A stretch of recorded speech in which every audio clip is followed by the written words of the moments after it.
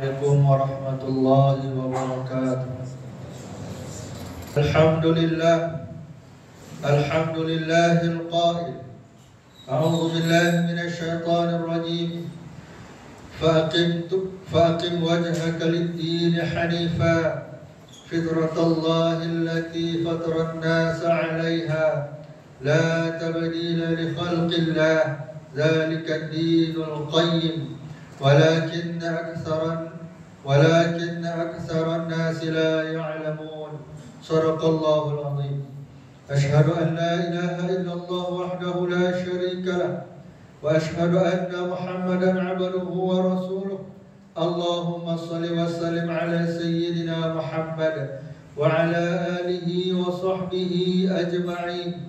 أما بعد، فيا أيها المسلمون اتقوا الله، أوصيكم وإياي بتقوى الله فقد فاز المتقون. قال الله تعالى: يا أيها الذين آمنوا اتقوا الله حق تقاته ولا تموتن إلا وأنتم مسلمون. Muslimin yang dirahmati Allah sekalian, saya menyeru agar kita bersama-sama meningkatkan ketakwaan kita kepada Allah Subhanahu wa taala dengan melaksanakan segala perintah dan meninggalkan segala perkara yang dilarangnya. Semoga kita semua diberikan kebahagiaan dan kejayaan di dunia dan akhirat. Para jemaah diingatkan supaya jangan bermain dengan telefon bimbit ketika khutbah disampaikan. Pada hari yang mulia ini, mimbar akan membicarakan khutbah bertajuk Muhasabah Aidil Fitri. Hadirin Jumaat yang dirahmati Allah, hadirnya bulan Syawal dan perginya bulan Ramadan hendaklah dijadikan sebagai fasa peralihan untuk kita menjadi hamba Allah yang lebih baik dan bukannya meninggalkan masa lalu tanpa membawa perubahan kepada tingkah laku dan amal soleh.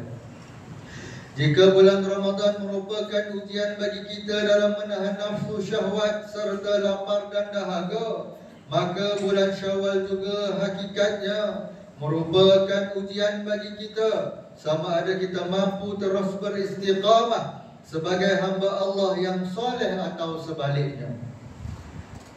Jika bulan Ramadan merupakan proses untuk kita mencapai matlamat menjadi hamba Allah yang bertakwa, seperti mana firman-Nya dalam surah Baqarah ayat 183, la'allakum tattaqun, supaya kamu bertakwa. Maka bulan Syawal adalah waktu untuk menilai hasil usaha kita. Apakah kita benar-benar telah menjadi hamba Allah yang bertakwa atau sebaliknya?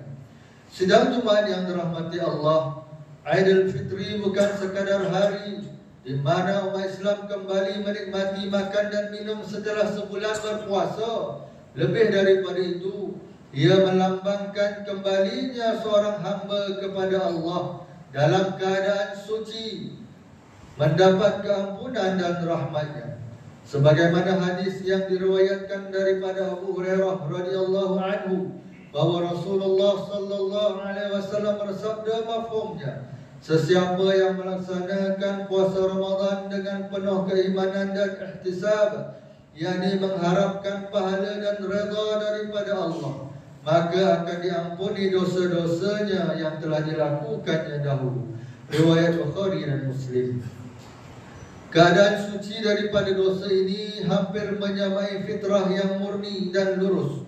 Oleh itu, bulan Syawal seharusnya menjadi medan untuk kita memelihara fitrah ini dengan terus beristiqamah, berpegang teguh kepada ajaran Islam, serta menjauhi segala perkara keji yang boleh menjerumuskan kita ke lembah maksiat dan dosa.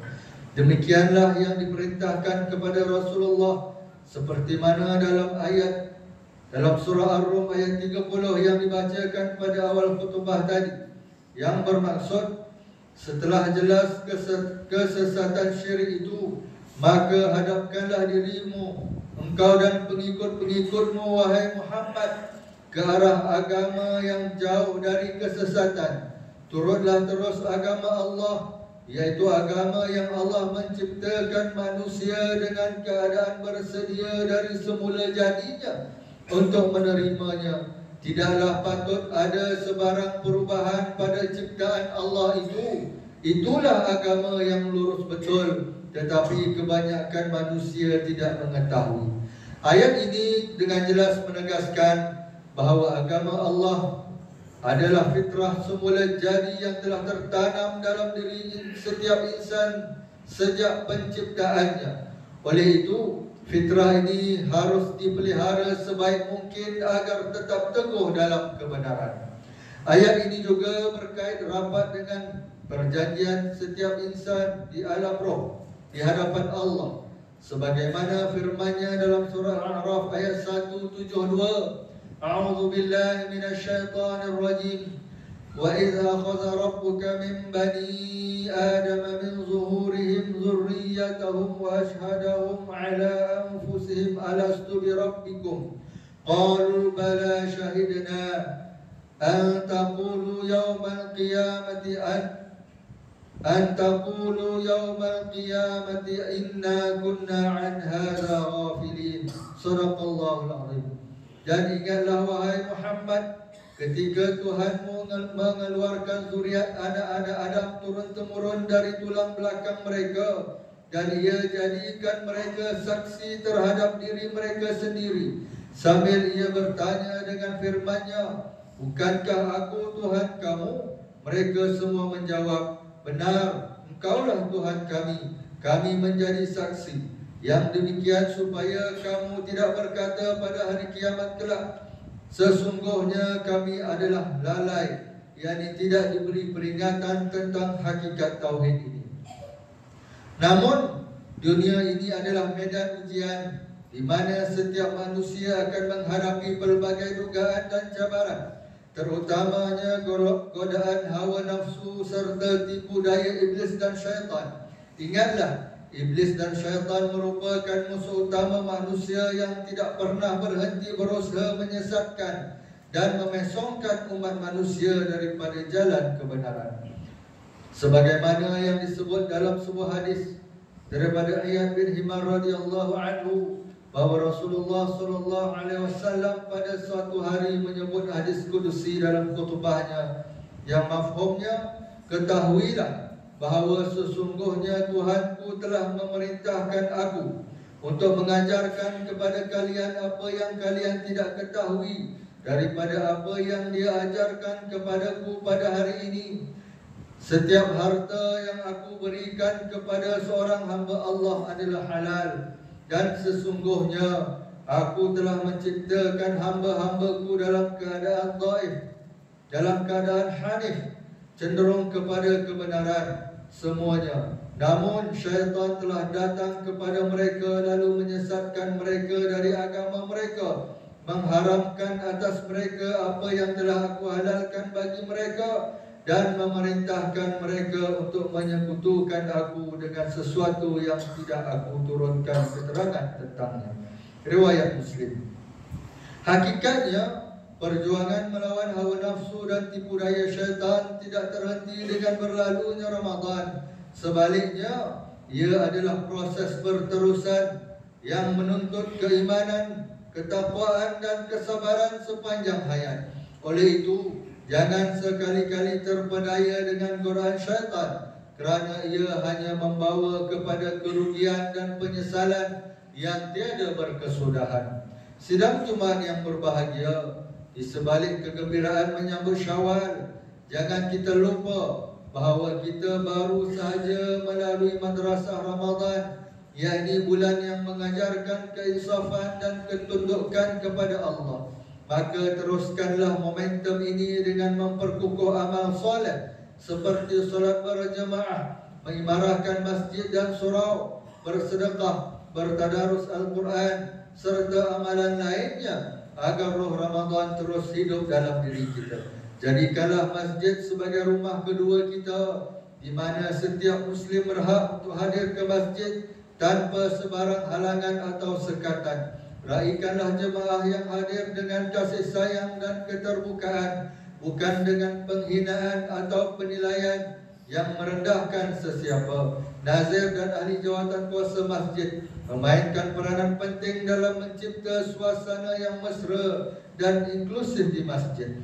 Mereka tidak seharusnya memandang rendah kepada mereka yang mungkin hadir hanya sekali sekala, tetapi sebaliknya perlu menggalakkan dan menarik lebih ramai orang untuk mendekatkan diri dengan masjid.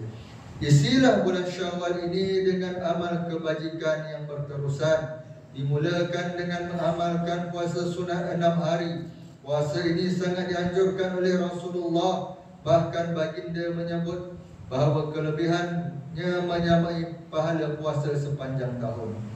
Hadis yang diriwayatkan daripada Abu Ayyub Al-Ansari radhiyallahu anhu bahawa Rasulullah sallallahu alaihi wasallam bersabda, "Man shama Ramadan thumma atba'ahu sittatan min Syawal kana ka shiyamid dahr." Sesiapa yang berpuasa bulan Ramadan kemudian diiringinya dengan puasa 6 hari di bulan Syawal, maka yang demikian itu adalah seperti berpuasa selama setahun. Riwayat Muslim. Selain puasa 6, Islam juga menggalakkan amalan menyeratkan silaturahim dan ukhuwah melalui ziarah menziarahi, bermaaf-maafan, bersedekah dan menjamu makan. Amalan-amalan ini bukan sahaja mengukuhkan hubungan sesama manusia, malah menjadi bukti keindahan akhlak Islam yang menitik beratkan persaudaraan dan kasih sayang. Oleh itu, marilah kita manfaatkan bulan Syawal ini sebagai ruang untuk terus memperteguh hubungan dengan Allah dan memperbaiki hubungan sesama manusia agar keberkatan Ramadan terus berbekas dalam kehidupan kita. Hadirin yang dirahmati Allah sekalian, mengakhiri khutbah yang pada hari yang berbahagia ini, marilah kita mengambil beberapa pengajaran untuk dijadikan panduan dalam kehidupan seharian. Yang pertama, Islam adalah menjadikan muhasabah diri sebagai satu amalan yang berterusan dalam kehidupan, khususnya setelah menyempurnakan sesuatu ibadah. Yang kedua, Islam adalah sentiasa mengingati dan memelihara perjanjian kita dengan Allah, yaitu dengan berpegang teguh kepada agamanya sepanjang hidup di dunia. Dan yang ketiga, Islam adalah memahami bahawa Aidil Fitri bukan waktu untuk kembali kepada tabiat buruk yang lama, tetapi ia adalah waktu dan simbol kembalinya seorang Muslim kepada fitrah suci dengan terus beristiqamah dalam kebaikan dan menjauhi maksiat. A'udzu billahi minasyaitonir rajim. Wa huwa alladhi yaqbalu at-taubata 'an 'ibadihi wa ya'fu 'anis sayyi'ati wa ya'lamu ma taf'alun. Shadaqallahul 'azim. Dan dialah Tuhan yang menerima taubat dari hamba-hambanya yang bertaubat serta memaafkan kejahatan-kejahatan yang mereka lakukan, dan ia mengetahui akan apa yang kamu kerjakan. Surah Asy-Syu'ara ayat 25. Barakallahu li wa lakum fil Qur'anil 'azim wa nafa'ani wa iyyakum bima fihi minal ayati wa dzikril hakim. Wa taqabbala minni wa minkum tilawatahu innahu huwas samiul 'alim. Aqulu qawli hadza wa astaghfirullahal 'azim li wa lakum wa lisairil muslimin wal muslimat fastaghfiruhu innahu huwal ghafurur rahim.